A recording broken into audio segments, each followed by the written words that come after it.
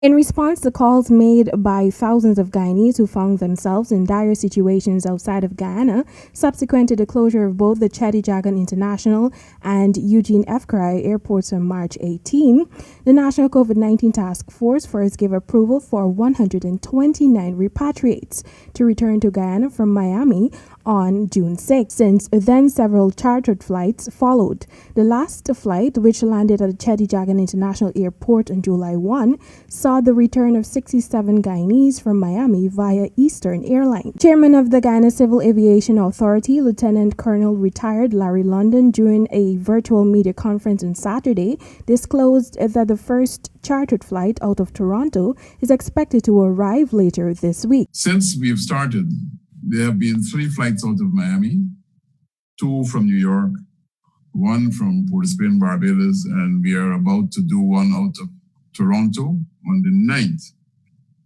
We have repatriated over 1,300 persons from North America, St. Martin, Aruba, Port of Spain and Barbados since 6th of June.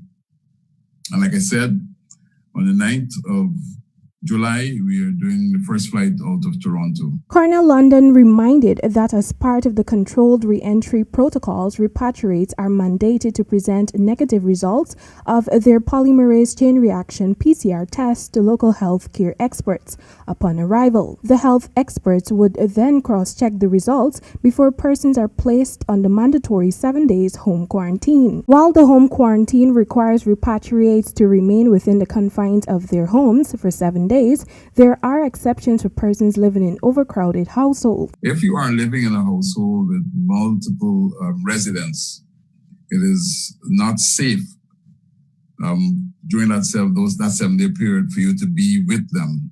So that's where we make the decision to say, look, this person needs to be quarantined in a separate place so that the observation and the persons who have responsibility for tracking and tracing could be made very simple. So they're advised not to be going to relatives' home during that period, but to go to a facility where they are alone and can be observed for 7 days.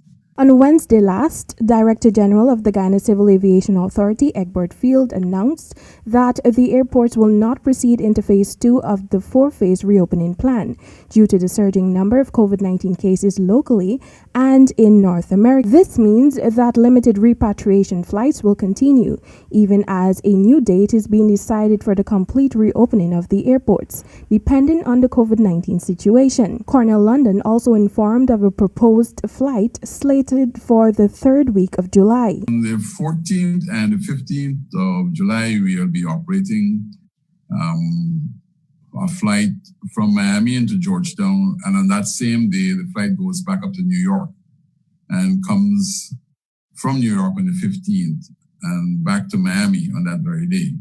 But before that, the Toronto flight, which is going to operate from Toronto into Georgetown on the 9th of July, and return the same day. And we have already over 140 persons booked on that flight to come in, and another 110 ready to go back out. Temika Rodney reporting for the HGP Nightly News.